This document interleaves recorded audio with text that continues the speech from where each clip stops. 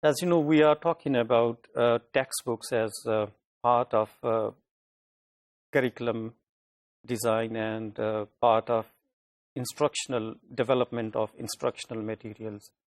Right. So we'll continue our discussion about textbooks. And now we'll discuss what are the parameters which we could use to analyze or assess a textbook. We'll go through briefly these parameters or principles. And, before we proceed, I would like just to inform you that there are certain arguments in second language acquisition research about the evaluation of a textbook. So the argument will be based upon information coming from Richard Book, Curriculum Development in Language Teaching. We'll start with Canons' observation, and that's the framework which we've got for the evaluation of the textbook.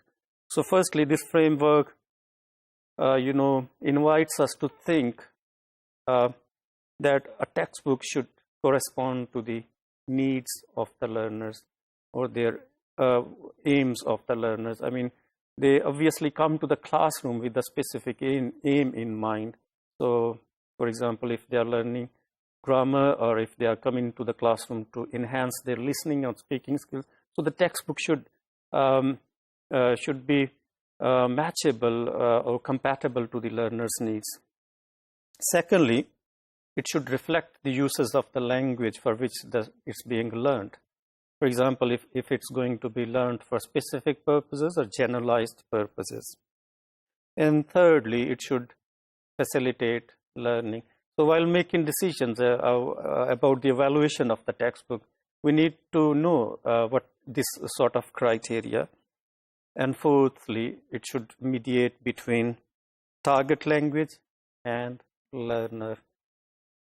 And in the light of this framework, Canons proposes a kind of a checklist.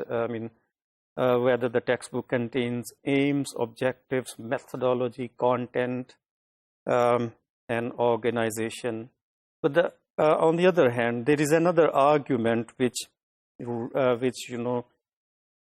raises issues involved in this Canons framework, as shown in the previous slide.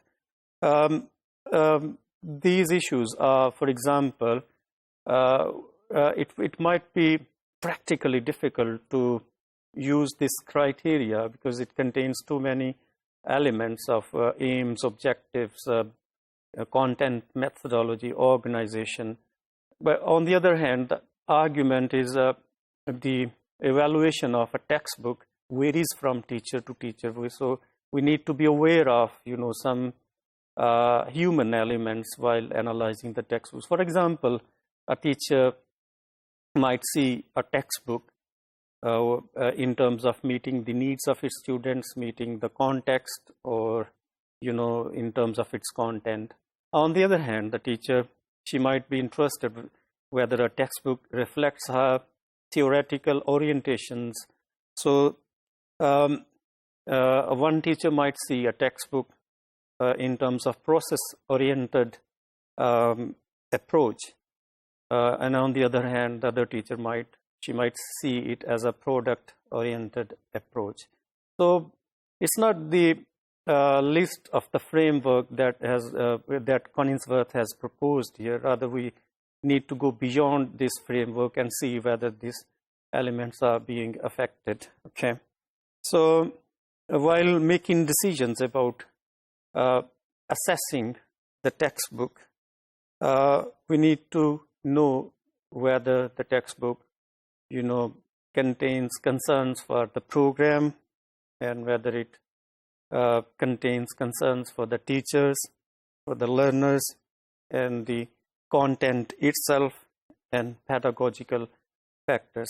So in summary, textbooks are an essential part of instructional materials. They come in the created form. So instead of making blind decisions about the choice of a textbook, we need to evaluate it first, because it will save us, save our time, energy, and resources.